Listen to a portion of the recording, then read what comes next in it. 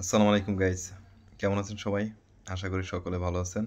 আলহামদুলিল্লাহ আমিও ভালো আছি। অফিস শেষ করে আজকে একটু তাড়াতাড়ি আসতে পারছি, যার জন্য নতুন একটা নিউজ শুনতে পেলাম, সেটা শেয়ার করার জন্য বসে পড়লাম।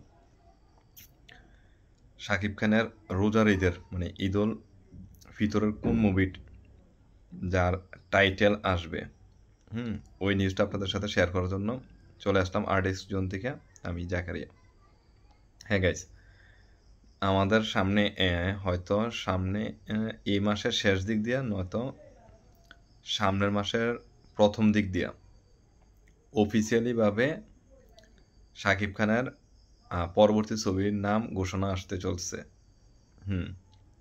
ক্রিয়েটিভ ল্যান্ড মানে নতুন একটা প্রযোজনা প্রতিষ্ঠান, যার নাম হলো ক্রিয়েটিভ ল্যান্ড।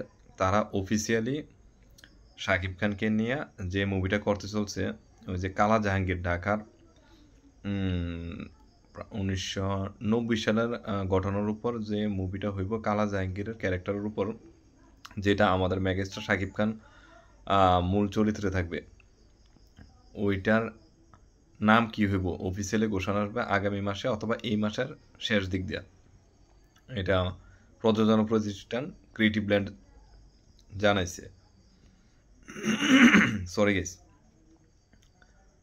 আপনারা জানেন যে প্রযোজনা প্রতিষ্ঠানের যে শিরিন সুলতানা, উনি নতুন একজন প্রযোজক। এর আগে তো দেখলেন যে মেহেদী হাসান হৃদয়ের সাথে একজন নতুন প্রযোজক আসছিল বরবাদ মুভির মাধ্যমে। এখন নতুন আরেকজন প্রযোজক আসছে যে শিরিন সুলতানা। ওনার মাধ্যমে আশা করি যে ঈদ উল ফিতরে যে মুভিটা রিলিজ হইব, একটা ব্লাস্ট হইব। এখন তারা অফিসিয়ালি কোনো ঘোষণা করছে না, তবে প্রায় আমার যতটুকু শুনছি আমি নিউজটা, যে তারা নাকি টাইটেলটা চুজ করে নিছে। এখন শুধু অফিসিয়াল ঘোষণার মাধ্যমে জানাই দিব সকলকে। আবু হায়াত মাহমুদ পরিচালক। আপনারা তো সবাই জানেন যে আবু হায়াত মাহমুদ উনি হলো নাটকের পরিচালক। ওর মাধ্যমে শাকিব খানের পরবর্তী ছবি আসবো। এখন তারা প্রি প্রোডাকশনের কাজ চলতেছে। শাকিব খান যেহেতু ইউএসএ চলে গেছে, আবু হায়াত মাহমুদের কাছে 1 মাসের মতন সময় আছে। এই 1 মাসে উনি প্রি প্রোডাকশনের কাজ শেষ করে নিব। আর শাকিব খান বা আমাদের মেগাস্টারের বিপরীতে কে থাকবে, এই সবগুলো অফিসিয়ালিভাবে তারা হয়তো নেক্সট মান্থে আমাদের জানাই দিব। তবে আমরা আশা করবো যে কালা জাহাঙ্গীর, যেহেতু প্রথমে যে নামটা চুজ করা হয়েছিল যে once upon A time in Dhaka, এইটা যদি হয় ভাই দারুণ হইব।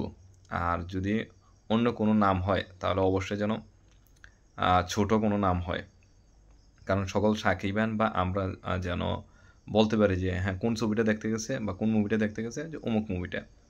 যেমন রাজকুমার, তাণ্ডব, বরবাদ, এমন ছোট টাইপের নাম। কারণ কোনো লং নাম আসলে মানুষ নিতে অনেক কষ্ট হয় বা বলতে অনেকটা প্রবলেম ক্রিয়েট করে। যার কারণে আশা করি প্রোডাকশন হাউসের কাছ থেকে একটা ছোট নাম হইব, অথবা যদি once upon A time in Dhaka হয় তাহলে তো বাই হয়েছে। এখন শাকিব খান বা আমাদের মেগাস্টার বিপরীতে কে কে থাকবে, এইগুলো অফিসিয়ালি চলে আসবে সামনের মাসে, হয়তো খুব সম্ভাবনা নেক্সট মাসের প্রথম সপ্তাহে। যাক, ক্রিয়েটিভ ল্যান্ড এবং শিরিন সুলতানার কাছে একটা আমাদের সাকিবান বন্ধু বা সাকিবান ফ্যান্সদের পক্ষ থেকে একটাই দাবি থাকবে যে ভাই যেটাই হোক বড় বাজেটের একটা মুভি নিয়ে আসতেছে। শুনলাম যে 14 থেকে 15 কোটি টাকা প্লাস বাজেটের মুভি, যেন একটা ব্লকবাস্টার মুভি হয় আর মেকিংটা যেন ভাই দারুণ হয়।